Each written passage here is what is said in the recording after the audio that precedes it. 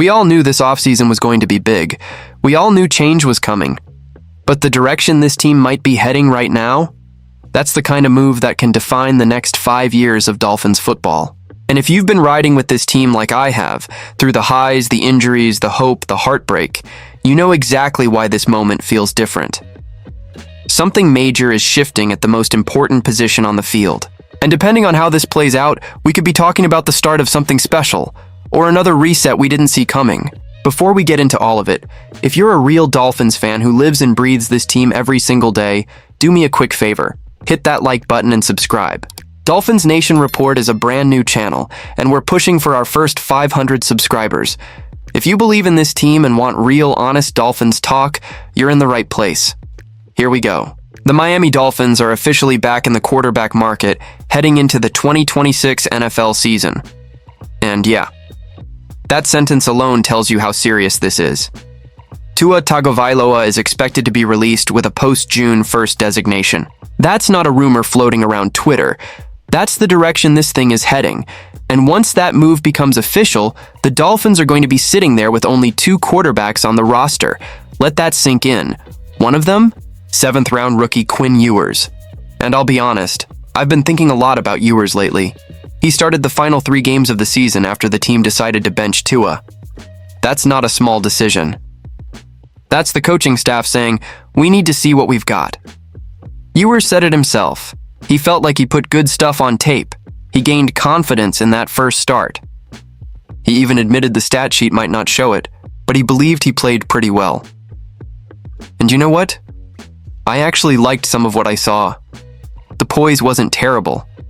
The arm talent flashed. But at the same time, we're talking about a 7th-round pick with 3 starts. That's not something you hand a Super Bowl window to without serious competition. And the Dolphins made it clear. There will be a competition, which means this front office is either drafting a quarterback or they're going shopping in free agency. Now here's where things get really interesting. According to ESPN's Jeremy Fowler, who was gathering buzz at the NFL Combine, the Dolphins are definitely in on free agent quarterback Malik Willis. Definitely in. That's not casual interest, that's not due diligence, that's real. And earlier this week, there was talk that Willis's market was climbing toward over $30 million per year. When that number first popped up, I'm gonna be honest, I laughed. With our cap situation, no shot. We've got financial pressure already. That kind of contract didn't feel realistic at all. But Fowler shut that down. He reported that $30+ million annually doesn't appear realistic. In fact, many front offices around the league believe the more accurate comparison is Justin Fields' deal with the Jets last year. 2 years, $40 million. That's about $20 million per year. Now, could that climb a little because of cap inflation or multiple teams bidding? Sure. Fowler said a range of $20 to $25 million annually is a good starting point. But him crossing that $30 million threshold as a quarterback with only 6 career starts? That would surprise teams around the league. And that changes everything. Because suddenly, this isn't some outrageous franchise-altering gamble. This becomes plausible.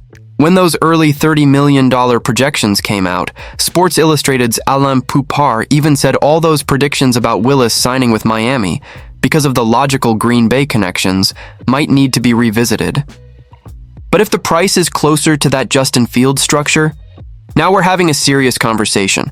Let's talk about why Malik Willis has a market in the first place. He's only made 6 career starts. That's it. But multiple offensive coaches told Fowler they believe Willis has the chance to be the league's best rushing quarterback. That's not a small statement. Best rushing quarterback in the league. They say he has real power in his legs and arm. He can drive the ball to every part of the field. But there's a catch. One prominent offensive coach admitted you simply can't run your whole offense through him right now. He's not ready for that. Whether he can sustain a full season is still a question. That's the risk. Elite athletic upside, serious arm talent, high character, but still developing, still raw, still somewhat unproven. Now here's where it gets fascinating for us as Dolphins fans. Our head coach and general manager worked with Willis in Green Bay. They've seen him up close. They know his strengths, his limitations, his work ethic, his character. This wouldn't be a blind bet. This would be a calculated one. So the real question becomes, did they see enough back then to believe he could be the long-term answer in Miami? Because if they did, this move makes sense.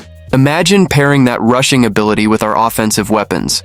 Imagine defenses having to account for a quarterback who can legitimately take over a game on the ground while still having the arm strength to stretch the field. But let's not ignore reality either. You can't build a championship offense on potential alone. You need consistency. You need durability. You need someone who can handle a full NFL season when defensive coordinators start adjusting. And we are not in rebuild mode. This team believes it's in a Super Bowl window. That's why this decision matters so much. If you go with Quinn Ewers and he's not ready, you waste a year. If you sign Willis and he's not ready to handle a full offense, you risk instability again.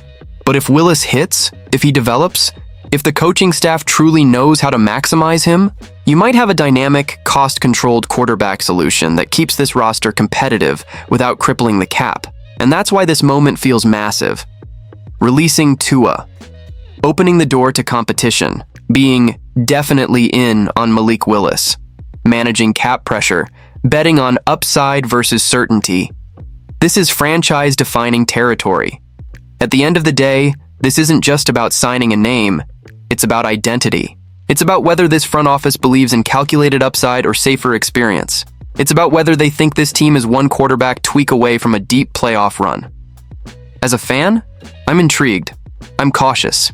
But I'm not closed off to it. Because sometimes the biggest leaps come from bold decisions. Now I want to hear from you. Do you roll with Quinn Ewers and let him fight it out? Do you bring in Malik Willis on a $20 to $25 million per year deal and bet on the upside? Or do you think the Dolphins should look elsewhere entirely? Drop your thoughts in the comments. Let's really talk about it. And if you enjoyed this breakdown, hit that like button. Dolphins Nation Report is just getting started. We're pushing toward our first 500 subscribers, and if you're a Dolphins fan who wants honest, emotional, no-filter conversations about this team, subscribe and be part of this from the ground up.